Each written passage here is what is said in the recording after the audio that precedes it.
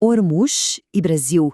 O que é que um ponto nevrálgico lá no Golfo Pérsico pode ter a ver com o gigante aqui na América do Sul?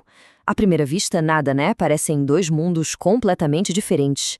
Mas e se a história desses dois lugares estivesse ligada por um império global, pelo comércio de especiarias e por uma fortaleza perdida no deserto? Pois é, a ligação existe e é surpreendente.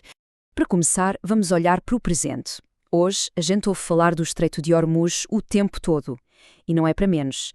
Pensem só, 20%, quase um quinto de todo o petróleo consumido no mundo passa por ali, por aquele corredor marítimo bem apertado. Isso faz de Hormuz uma das artérias mais importantes do planeta. Qualquer tensão ali e a economia global inteira sente o impacto. Ok, a importância hoje em dia é clara. Mas, e o Brasil? Onde é que o Brasil entra nessa história? Essa é a grande pergunta. Como é que esse ponto quente do Oriente Médio se conecta diretamente com as origens da história do Brasil? Para achar essa resposta, a gente vai precisar viajar no tempo. Uns 500 anos, para ser mais exato. Primeiro, o cenário de hoje. Hormuz é um palco constante de tensões internacionais. Por ser tão vital para o fornecimento de energia, o estreito está sempre no centro das atenções, das estratégias militares, das negociações diplomáticas. É manchete de jornal o tempo todo. Mas o ponto-chave é o seguinte: essa importância toda não é, nem de longe, uma novidade.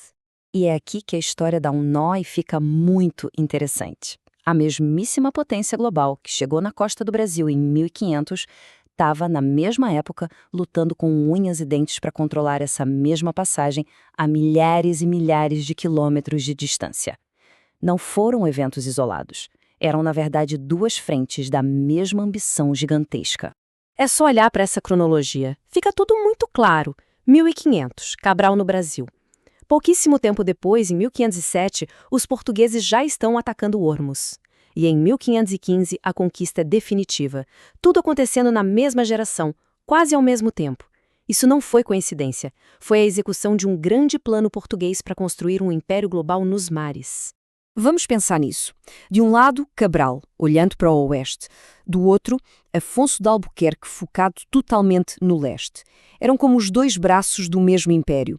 Eles usavam a mesma tecnologia naval de ponta, tinham os mesmos objetivos económicos, a mesma motivação religiosa e, claro, respondiam à mesma coroa, lá em Lisboa.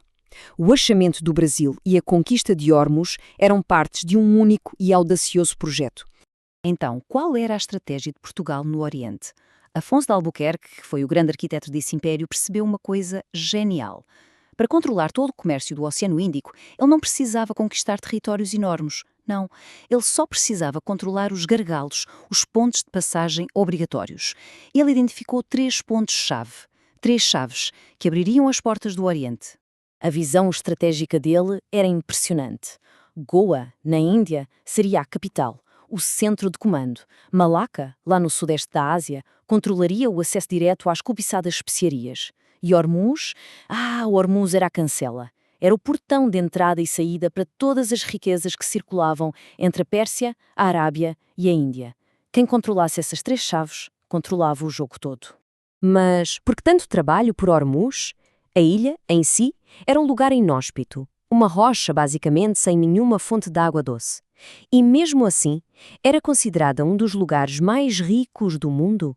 Como isso era possível? Essa frase da época diz tudo. A riqueza de Hormuz não vinha do que a ilha produzia, mas sim do que passava por ela. Era uma encruzilhada do mundo, o ponto de encontro das rotas de navios que vinham do Índico com as rotas das caravanas que cruzavam a Ásia. Era o grande centro comercial do planeta. Hormuz era o que a gente chama de principado mercantil. O modelo de negócio era de uma simplicidade genial. Sentar numa localização super estratégica e cobrar pedágio de todo o comércio que passava. Basicamente, era a alfândega mais lucrativa que já existiu. Ou seja, para Portugal, ter Hormuz significava tudo. Significava controlar o comércio de especiarias e de seda. Significava dominar a venda de cavalos de guerra para a Índia, um negócio vital. Significava também cortar o caminho dos rivais, como os venezianos. E, claro, servia de base militar para ficar de olho no Império Otomano. Mas, acima de tudo, significava uma fonte de dinheiro, de impostos que era simplesmente colossal. Por mais de um século, a bandeira de Portugal ficou hasteada na fortaleza de Ormuz, mas nenhum império dura para sempre. No começo do século XVII, uma nova aliança se formou, com um objetivo claro: tomar de Portugal a sua joia mais brilhante. E a queda foi estratégica e foi brutal. Primeiro, uma aliança poderosa entre o Império Persa, que queria recuperar a região, e a Inglaterra, a nova potência naval que estava surgindo. Eles não atacaram a fortaleza de frente, foram mais espertos. Atacaram o ponto fraco de Ormuz, a sua dependência da água que vinha da ilha vizinha. Cortaram a água. Sem água, cercados por milhares de soldados e debaixo do fogo da artilharia inglesa, a fortaleza estava condenada. E é aqui que a gente finalmente conecta todos os pontos e volta ao Brasil. A perda de Ormuz foi um golpe financeiro catastrófico. Estimativas da época dizem que a fortaleza gerava algo entre 20% e 30% de toda a receita do Império Português no Oriente. Perder isso abriu um rombo gigantesco nos cofres. E com muito menos dinheiro, ficou bem mais difícil financiar as outras partes do Império, incluindo a defesa caríssima do Brasil contra as invasões holandesas, que estavam começando exatamente naquela época. Agora, vamos saltar no tempo de volta para os dias de hoje, porque essa história antiga ainda ecoa, e muito. A ligação entre o que aconteceu lá atrás e o que acontece hoje é mais forte do que a gente imagina. Olhem só para essa comparação. As mercadorias mudaram, saíram as especiarias, entrou o petróleo. Os impérios de antigamente deram lugar às potências globais de hoje. A tecnologia evoluiu das caravelas para os superpetroleiros e drones. Mas uma coisa fundamental não mudou absolutamente nada: a geografia. A importância estratégica do Estreito de Ormuz é uma constante na história. No fim das contas, a história de Ormuz e a sua ligação com o Brasil nos ensinam uma lição muito poderosa.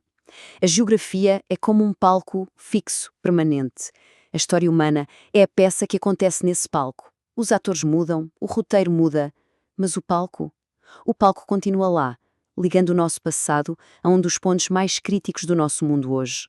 Fica a reflexão. A história não está só nos livros, ela está inscrita na própria terra.